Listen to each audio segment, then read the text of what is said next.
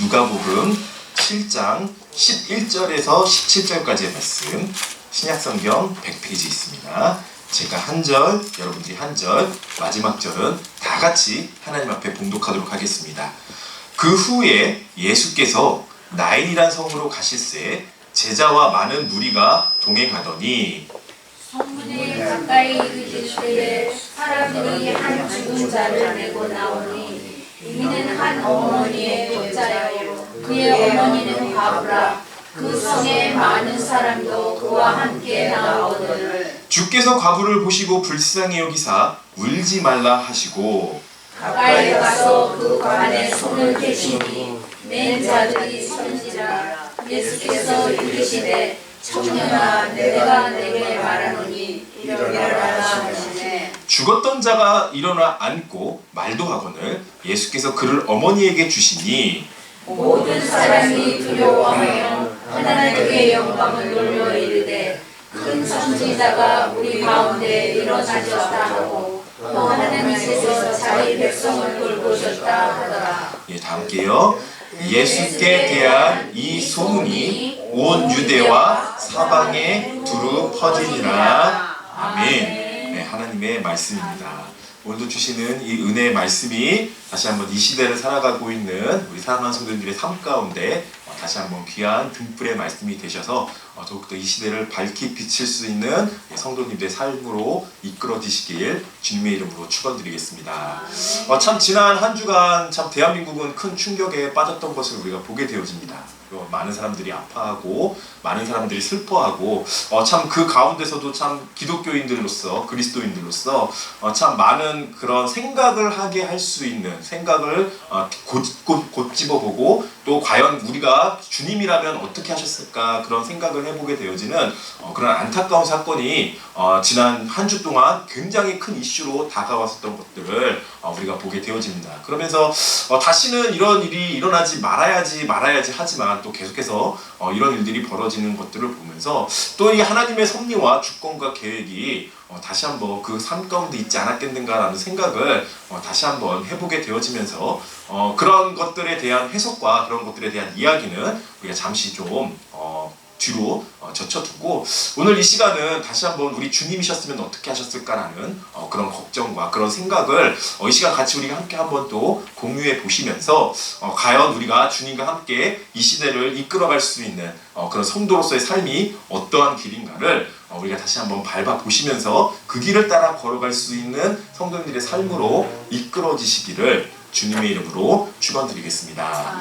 오늘 말씀은 예수님께서 한 과부의 그 아들에 대한 죽음을 가지고 이야기를 시작하고 있는 것을 보게 되어집니다. 그래서 참 그 과부가 여러분들이 잘 아시다시피 과부라 하면 이제 그 남편을 잃은 이제 어머니로서 그리고 이제 뭐 그 안에 그 아들 그 뭐 자식이 있다면 다행이지만 그 자식이 없을 경우도 있는 그런 과부들. 그래서 늘상 하나님께서는 그 과부나 고아를 생각하면서 그 가족이 없는 그 아픔과 서름을 어루만져 주시고자 했었던 그 하나님의 계명이 십계명과 그런 여러 가지 계명을 통해서도 밝히 살아있는 것이 있음을 우리가 말씀 속에서 늘상 발견해보곤 한다는 것입니다.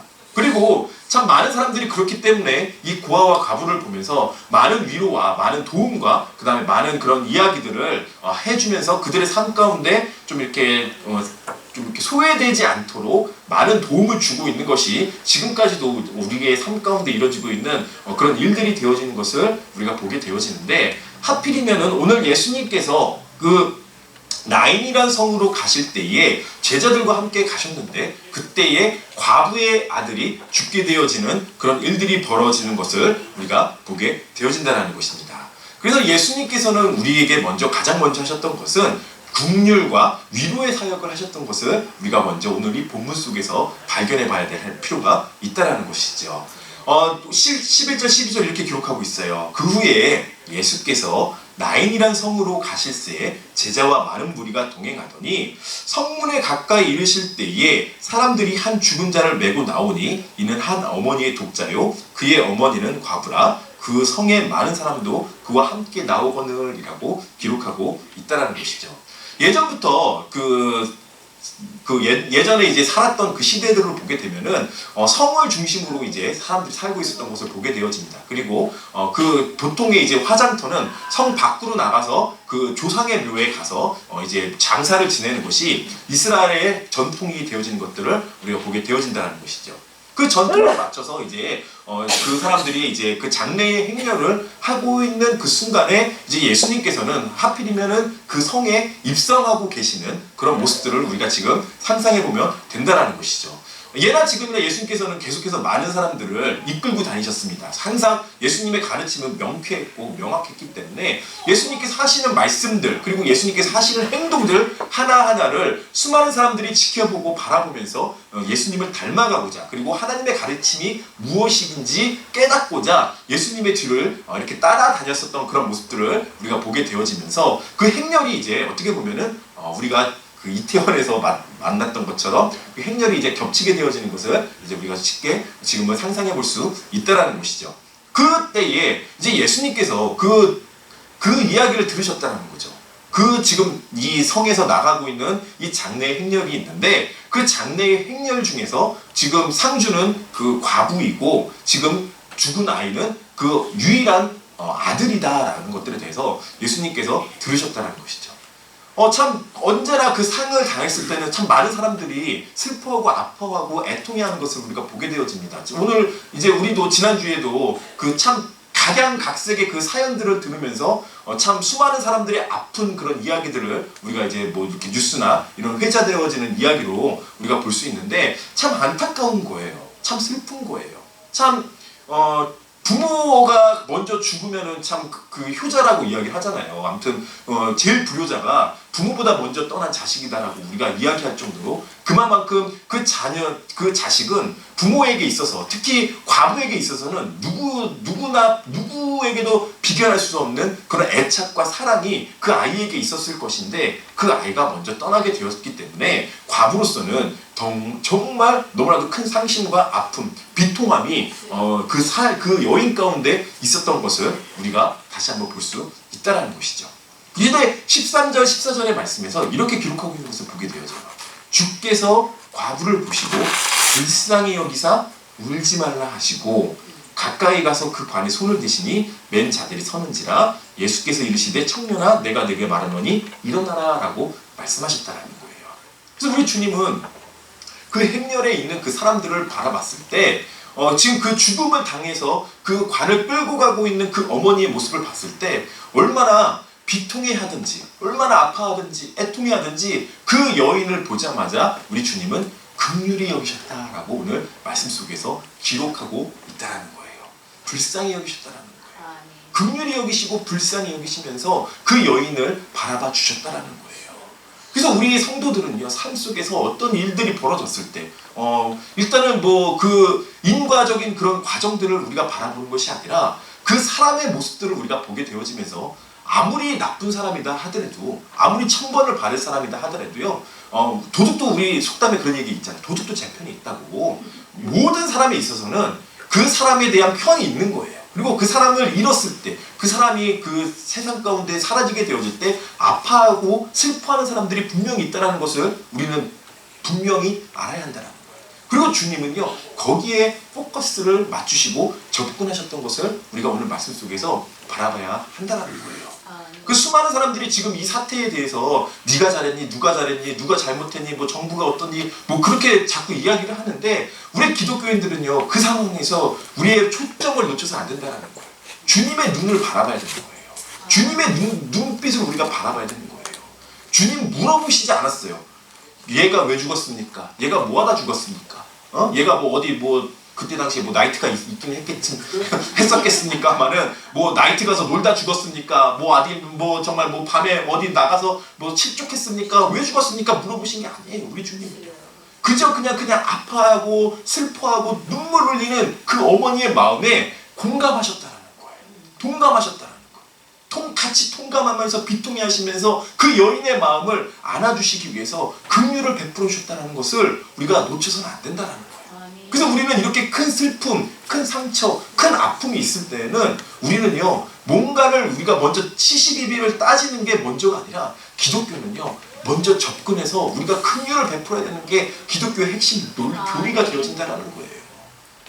걔네들이 뭐 그때 왜 가서 하필이면은 뭐 사람들 많이 모일 거 뻔히 알면서 왜 그곳에 가서 뭐 우리 또 지금 막 얼마나 기독교인들은 이야기하기 좋습니까? 그 헬로윈이라는 행사 자체가 안 그래도 사탄적인 요소가 가득한 그런 행사인데 우리는 얼마나 그 사람들 손가락질하기 좋은 타이밍이냐라는 것이죠. 하지만 감사하게도 지금 많은 기독교인들이 그러지 않고 오히려 그 사람들을 같이 애통해주면서 애도해주는 것이 저는 너무나도 기본에 감사하더라고요. 우리도 그렇게 바뀌어야 되는 거예요. 우리도 그런 식으로 접근해야 되는 거예요. 주님이 그렇게 하셨기 때문에, 주님이 그렇게 접근하셨기 때문에 우리도요, 뭐 속 한켠으로는 꽃이다 뭐 어떻게 그렇게 표현할 수도 있겠지만 그런 것들을 우리가 다시 한번 내려놓고 사람의 생각 내려놓고 정치적인 판단 내려놓고 주님이 어떻게 하셨을까? 주님이 만약에 그 상황 가운데 그 사고의 현장 가운데 그 죽었던 수많은 사람들을 보면서 주님 어떤 마음을 가지셨을까라는 것들을 우리가 놓고 판단해 본다면, 생각해 본다면 우리 주님도 그 자리에서 눈물을 흘리셨다 섰을 거라는 거예요.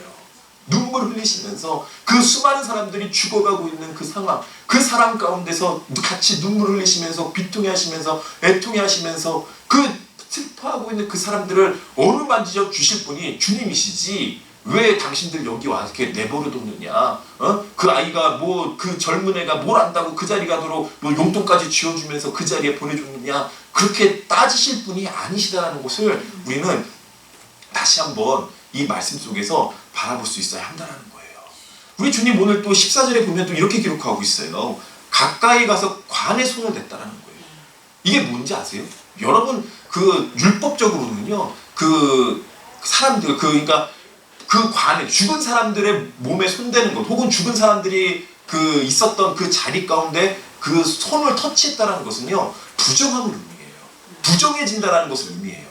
이것은 내가 정결하고 성결한 사람인데, 내가 깨끗한 사람인데 그 관에 손을 댐으로써 말미암아 이제는 내가 그 하나님 앞에 번제를 드리고 하나님 앞에 깨끗함을 받아야 되는 죄인이 되었다는 것을 의미하는 거예요.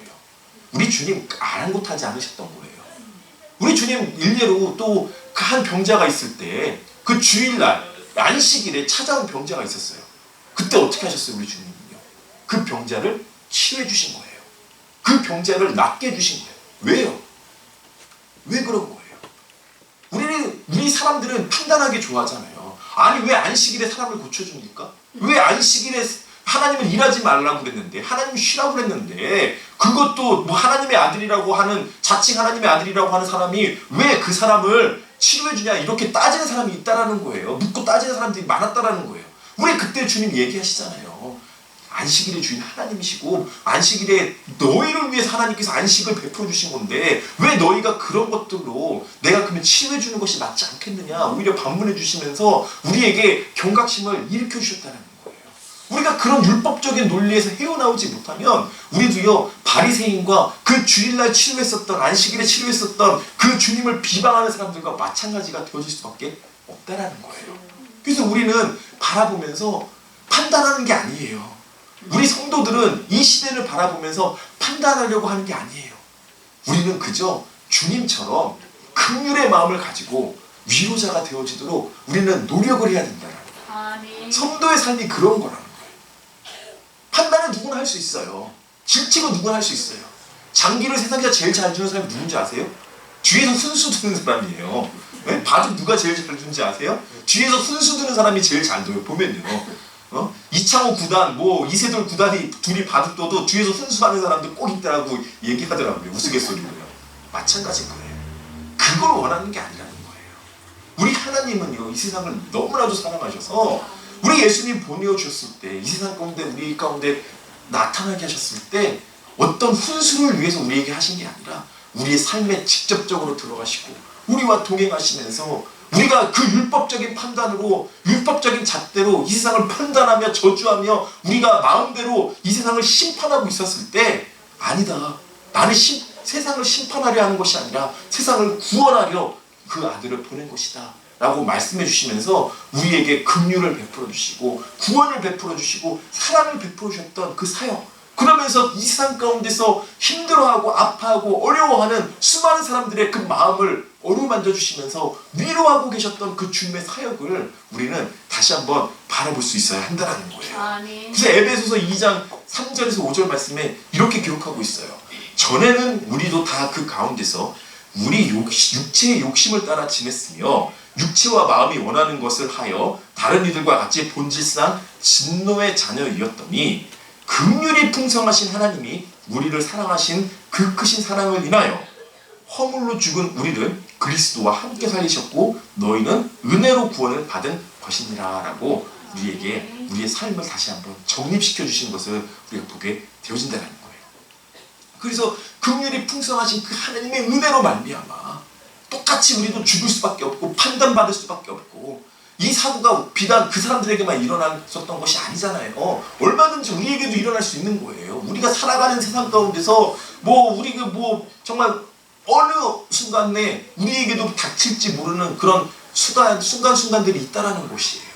단지 우리는 그 은혜로 말미암아 우리가 살아가고 있는 것이고 우리가 긍휼함을 입어서 주님의 그 능력 앞에서 우리가 이렇게 살아가고 있는 은혜 받은 자로서의 입장으로서 우리가 삶을 살아가야지 우리가 살았다고 우리가 기고만장해져서 우리가 어떻게 판단하며 정죄하며 우리가 막 손가락질하는 것이 아니라 우리는 그저 하나님께 감사하며 그 감사하는 마음 가지고 그 감사를 알지 못하는 그 사랑을 알지 못하는 그 위로의 주님이 얼마나 따뜻한지 얼마나 우리를 감싸주시는지 알지 못하는 그 사람들에게 미약하나마 그 위로와 그 사랑과 그 긍휼하심을 깨닫게 해줄 수 있도록 우리는 노력하고 그렇게 베풀어야 한다는 거예요. 그게 성도의 모습이라는 거예요. 그게 성도의 삶이라는 거예요.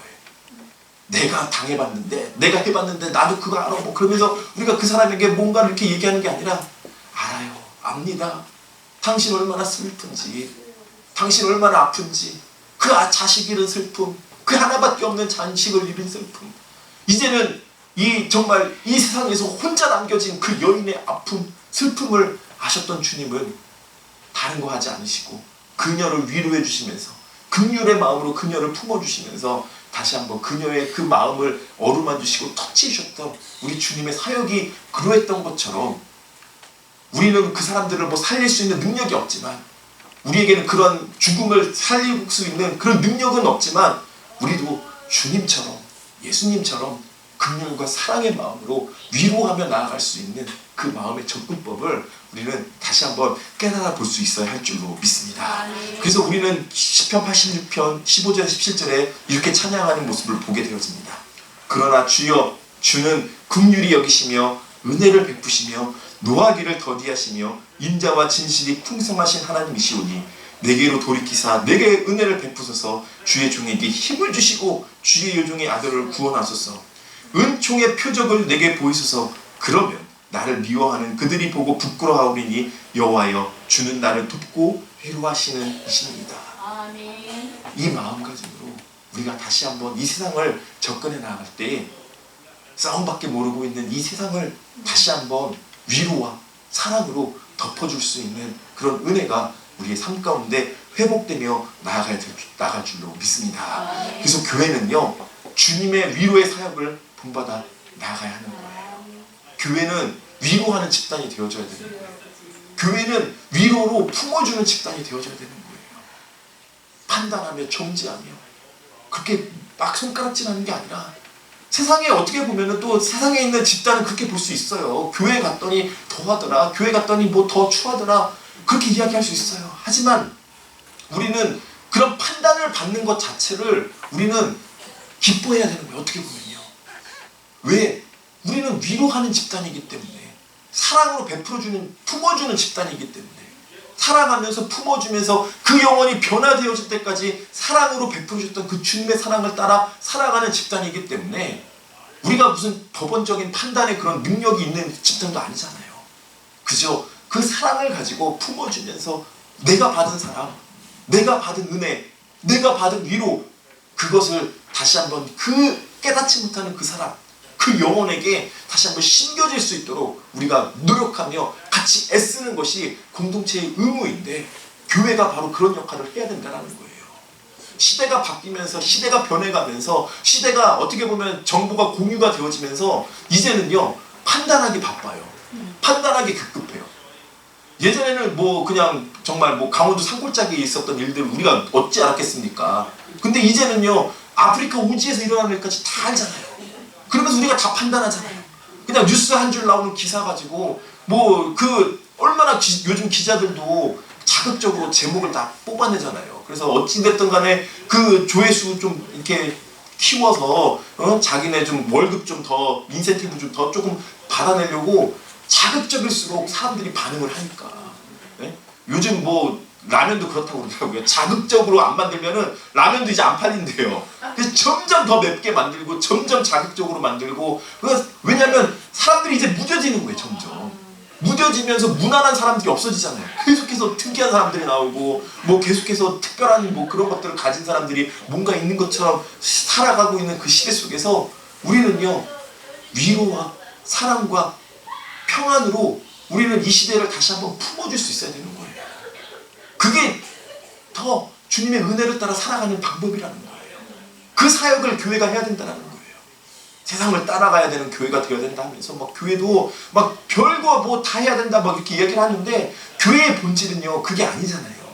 교회의 본질은 주님의 사랑으로 주님의 은혜로 나 같은 죄인 살리신 주님의 놀라워 이게 교회의 본질이고 교회가 추구해야 될 방향이고 그런 방향으로 우리가 다시 한번 이끄심을 받아서 우리 스스로가 서로의 허물을 감싸주고 그것들을 알기 때문에 위로해주고 서로의 아픔을 알기 때문에 위로해주면서 품어줄 수 있는 교회가 되어줘야 되는데 요즘은요 교회도요 너무나도 이게 서로 막 이게 너무나도 이게 훌륭하셔서 서로 못 잡아먹는 거예요. 그러니까 서로 그냥 날리신 거예요. 니네는 왜 그렇게 했느냐 뭐 목사파 장로파 이러면서 막 서로 막 잘했다 내가 뭐 못했으니 뭐 정치랑 뭐가 다르냐는 거예요.